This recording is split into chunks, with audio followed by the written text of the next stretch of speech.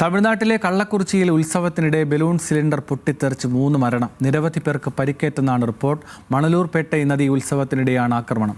വിശദാംശങ്ങളുമായി ലക്ഷ്മി ബാലചന്ദ്രൻ ചേരുന്നു. ലക്ഷ്മി, വലിയ അപകടമാണ്. ഇത് കൂടുതൽ വ്യാപ്തിയിലേക്ക് പോകുമോ? എന്തൊക്കെയാണ് വിശദാംശങ്ങൾ?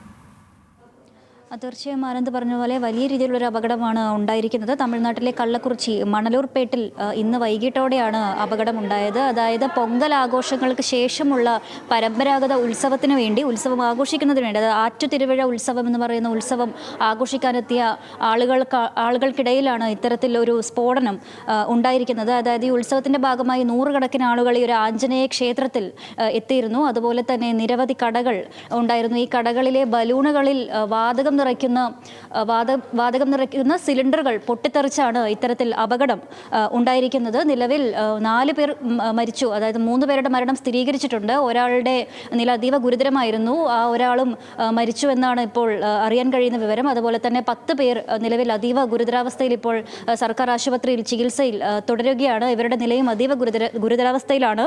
തീവ്രപരിചരണ വിഭാഗത്തിലാണ് ഇവർ ഇപ്പോൾ ചികിത്സയിലുള്ളത്. ഈ മരണസംഖ്യ ഇനിയും ഈ ഒരു വ്യാപ്തി ഉയർന്നേക്കാമെന്നുള്ള സൂചനകൾ തന്നെയാണ് ഇപ്പോൾ പുറത്തു വരുന്നത്. ആനന്ദ്.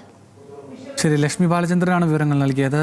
ആശങ്കാജനകമായ ഒരു വാർത്തയാണ്. തമിഴ്നാട്ടിലെ കള്ളക്കുറിച്ചിയിൽ ഉത്സവത്തിനിടെ ബലൂണിൽ നിറയ്ക്കുന്ന സിലിണ്ടർ പൊട്ടിത്തെറിച്ചാണ് ഈ അപകടം ഉണ്ടായിരിക്കുന്നത്. 4 മരണം ഇപ്പോൾ തന്നെ റിപ്പോർട്ട് ചെയ്തിട്ടുണ്ട്. ചിലരുടെയൊക്കെ നില ഗുരുതരമായി തുടരുകയാണ്.